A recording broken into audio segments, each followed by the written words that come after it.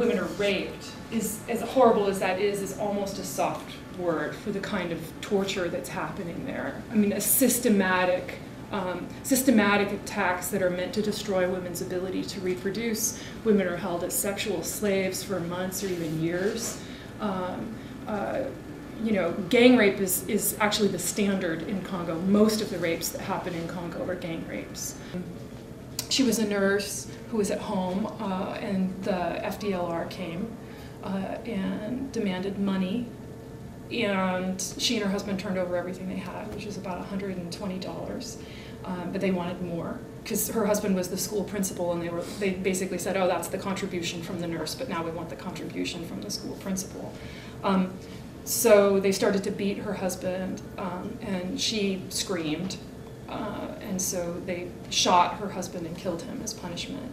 And then they took machetes and cut off her leg.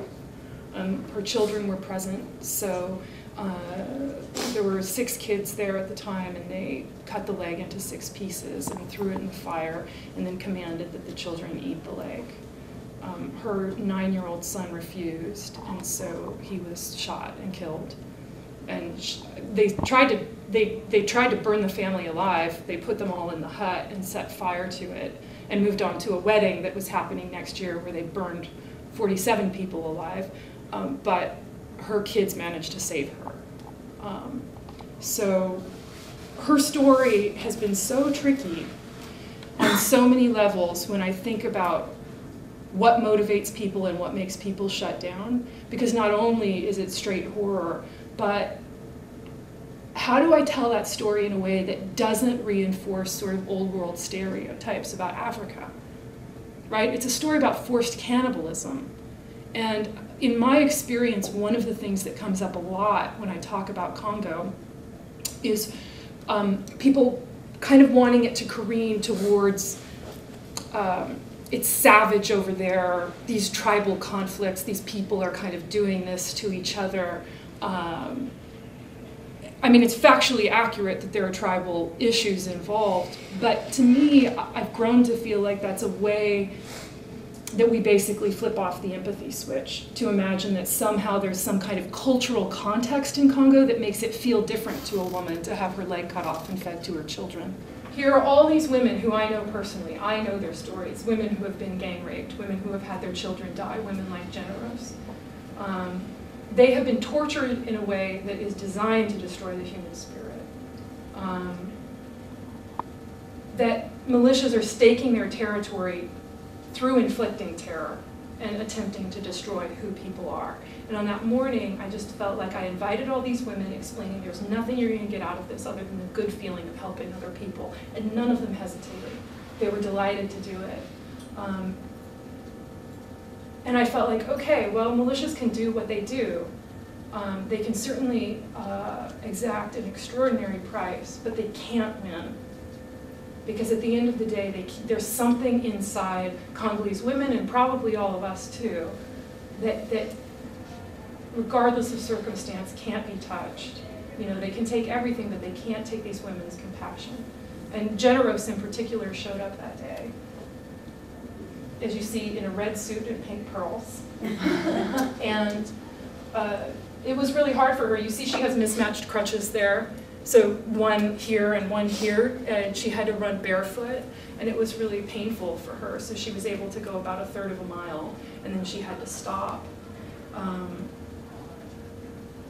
But she showed up, and she took it as far as she could, and I really feel like that's all any of us have to do.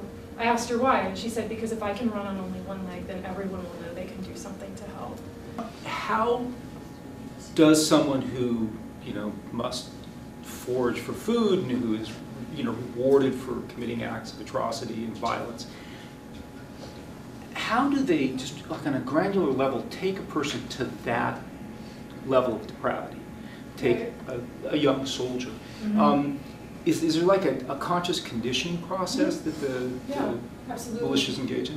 What does that look like? So what that looks like is they'll show up at a school. I've interviewed a lot of them. They'll show up at a school and abduct a bunch of kids. Then they put them through a training. So the FDLR is not kind of random. They actually put them through military training.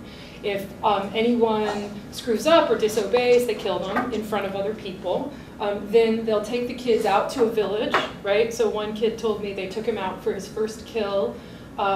They gave him a machete and told him he needed to be strong because he was little, so he needed to kind of prove himself. So he killed that first guy for some money with a machete. The LRA does it a little differently. They will split children's skin and put some kind of powder in it, and I'm not clear what the powder is, if it's drugs or if it's just something to make them feel like a switch has been flipped. And then they tell them to think of it like killing an animal, think of it like slaughtering an animal, so when they go to a village, they can think of it that way. When I talked with media early on, and I mentioned this last night about Congo, I was told by members of the press there were conscious decisions to not cover the Congo because they felt like Americans didn't have room in their psyches for more than one international conflict. And in the same way, I think the tech industry was making those kind of assumptions about consumers, that we wouldn't pay more to know that we're not funding this. Of course we would pay more. Give us some credit. Around the power list thing, Oprah, I went to this event in New York, a discussion with other power listers, and I get in the car to go to the event from the hotel with two other people on the power list. One is this guy, Rick O'Barry. His documentary won Best Documentary Oscar last year, The Cove, if you've heard of it. So he's in the car, and this other woman, MacArthur Genius, is in the car, and they start talking to each other, and he's like, I don't know how I got on this list. Do you feel powerful? I don't feel powerful. And it really got me thinking, like, what is power? Because at the end of the day, it can't be things like press or profile or platform, because we don't have control over those things. The great irony of doing this kind of work, or any work, is that the moments in life when we're staking out our power are often the moments when we feel most vulnerable, most exposed. You're way beyond your comfort zone. Often you have someone standing over your shoulder telling you to get back in line or defer to someone who knows better. And in those moments, I think it's really hard. And I think most people aren't willing to cross that threshold because it's incredibly uncomfortable. But if you can just show up, somehow the reverberations of that end up being a lot bigger than what you expect.